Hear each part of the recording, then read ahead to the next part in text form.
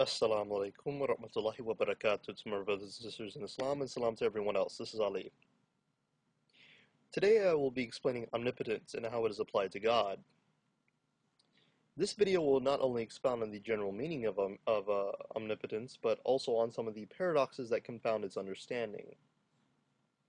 It should be said that this is also a response to many of the objections towards omnipotence being a coherent concept when discussing the topic of God's attributes. First, I would like to note that when discussing the attributes of God, one must accept that the words we use, or that were revealed to us, are but a limited sense of what is actually there. This is not an excuse, but a reality. This does not mean that we can only use negative language, however, as all attributions are positive and negative to some degree. For instance, all-powerful is not fully negative because it still includes power that we know and can conceive absolutely. But it does mean that God's attributes are relative to the human experience. We must understand them by how they were revealed to us, and not discount them because we do not have absolute knowledge. How can a limited creature have full knowledge of something that is not limited? It makes no sense then to assume that we must know perfectly what God is in order to understand certain things. Secondly, we must define omnipotence based on how it was revealed to us. Omnipotence essentially means to have all power to do anything. In the Quran, Allah is known as Al-Mateen, which means to have all power to do as He wills. Allah subhanahu wa ta'ala is also known as Al-Qawi, which means that no weakness or feebleness can affect His self or attributes. Now, there are three primary objections against omnipotence. The three objections are as followed, and we've heard them all before. Objection 1. The "can God create a rock so big that He cannot lift it" objection. Or, to put it more technically, what I have named the objection from self-defeat.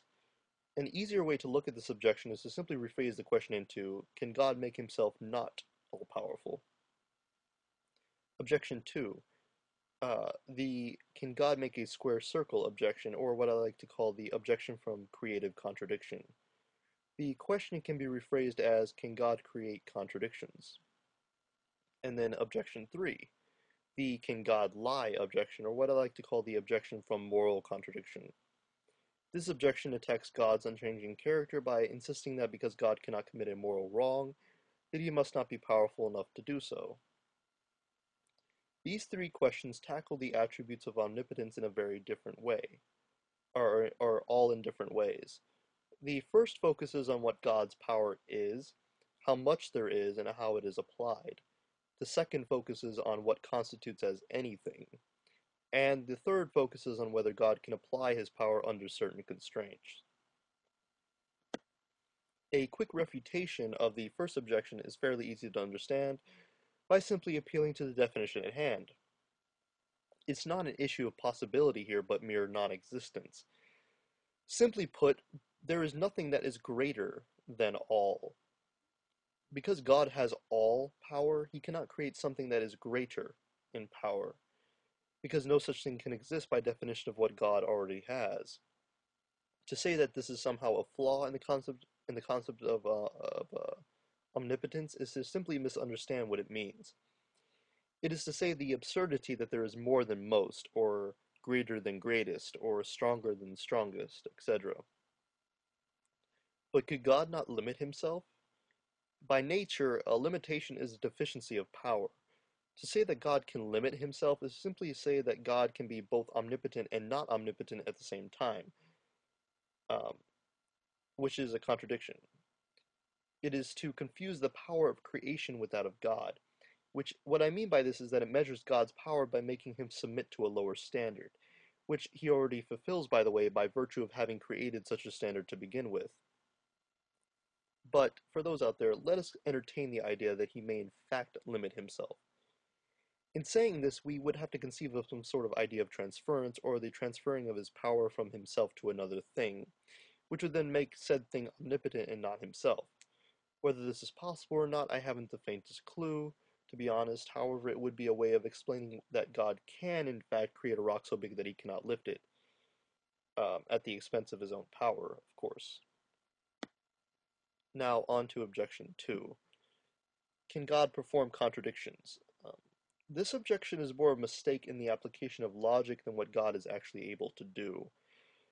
Let us say that someone asks, um, can God create a square circle?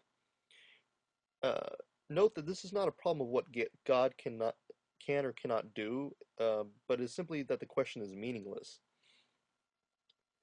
Logic is the language of reasoning, a language we use to describe the nature of things. So then, what is a square circle?